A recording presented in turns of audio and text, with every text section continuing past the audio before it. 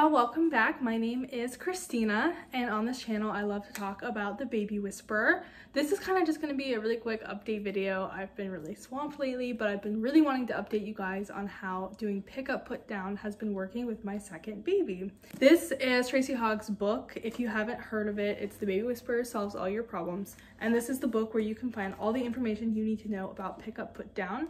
I do have other videos that I'm going to link up here so that you can see other ways I've talked about them and my experience doing them with my first daughter as well.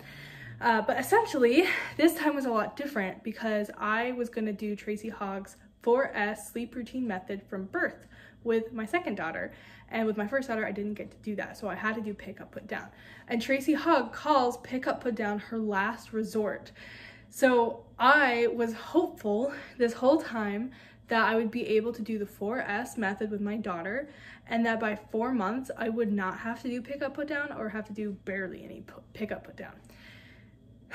And that's essentially what happened. So I am making this video mostly as an encouragement to other parents who may be doing the 4S method from birth or thinking about doing it. It is amazing. And so it's been really great.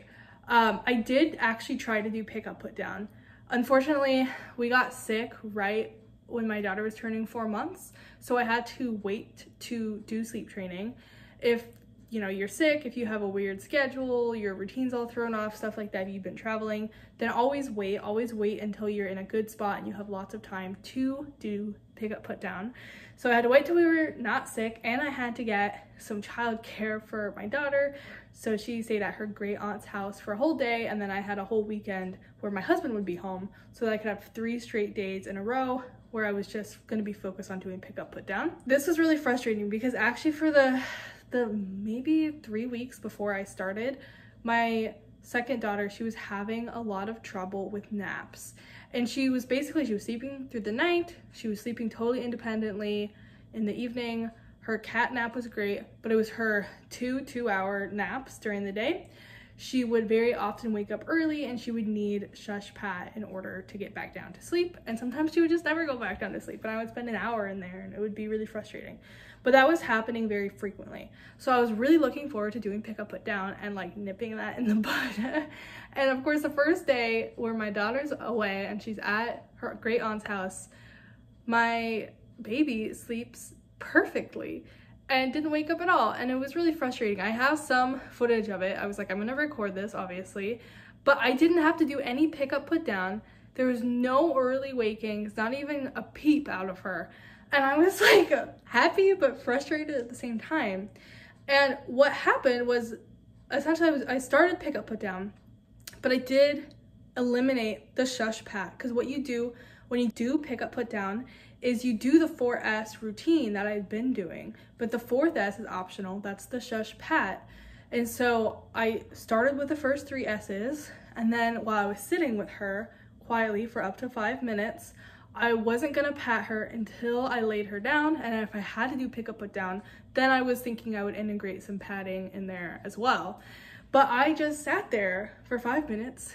She fussed for a little bit and then settled on my shoulder. I laid her down awake, and within 5 minutes she put herself to sleep, and that kept happening. And then I just eliminated the shush pat, and I basically would do that at the start of her nap, maybe for a little bit while she was on my shoulder, and then lay her down.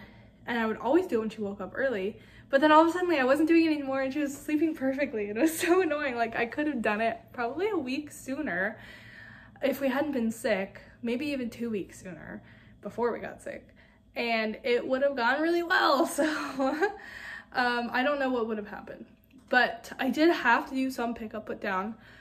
There was one time she woke up at like 5:30 in the morning, and I only had to do pick up, put down for like 5 minutes. Unfortunately, I didn't get any footage of that. It was dark and I did not have my camera set up, and I wasn't gonna spend the time doing it. So I had to do it for 5 minutes, and then she did have a nap somewhere in there where I needed to extend it and do pick up, put down. I think I probably did it for like 30 minutes, and then she was able to keep sleeping. And then I had a nap where I tried to do pick up, put down, and I couldn't, because every time I went into her room, she stopped crying and she just stared at me until I left.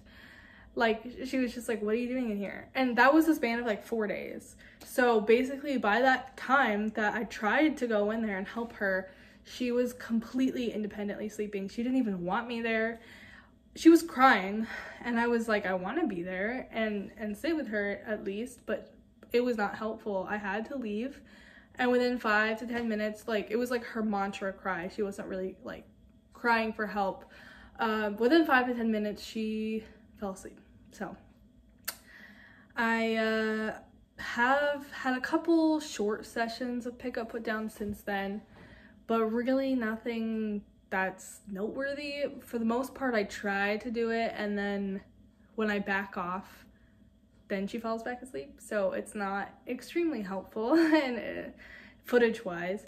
So essentially this video is just an encouragement to you parents who've been doing the 4S routine that you might not have to do pick up, put down at all. You don't have to do any sleep training. If you're teaching your child sleep from birth, in the moment at 4 months when they can do it independently and self-soothe, then they will do it because that's what you've been teaching them. And I did not do the 4S method perfectly. I will say that as well. There was lots of times I definitely like held her too long, pat her for too long, everything like that. We did lots of naps in the car, in the stroller, contact, like in the carrier, things like that. Like, it's not 100% perfect. Like, if you did it better than me, you'd probably have a lot better experience, but this has been an amazing experience and it's been so easy. She's like 4.5 months now and totally independent. I literally just like zip her up in her sleep sack and put her down in bed and I leave, and that's it, and it's fantastic. If you are interested in pick up, put down, please look at my video where I do it with my first daughter. I love pick up, put down. I honestly was bummed I didn't have to do it, but also very glad I didn't have to do it too. But it's really an amazing sleep training method, and I highly recommend it. Depending on, you know, how you've handled sleep in the past, it may take longer, it may take shorter for you to be able to do pick up, put down, but there is a way where you can teach your child sleep and not have to do it at all. And I'm really glad I got to experience that. So yeah, that's basically it. Thank you for taking the time to watch. This was a short update. I know I kind of also threw in some clips that I did get to record with my daughter, but there's really nothing to watch with putting her to sleep. It's so straightforward now. If you haven't already, please subscribe, give this video a like, and comment below if you have any questions, comments. If you've had the same experience, I'd love to hear about it as well. Or if you've had a completely different experience, maybe you did the 4S routine, but you still had to do pick up, put down afterwards. I'd love to hear what your experience was like, if it was any different. Thanks for watching.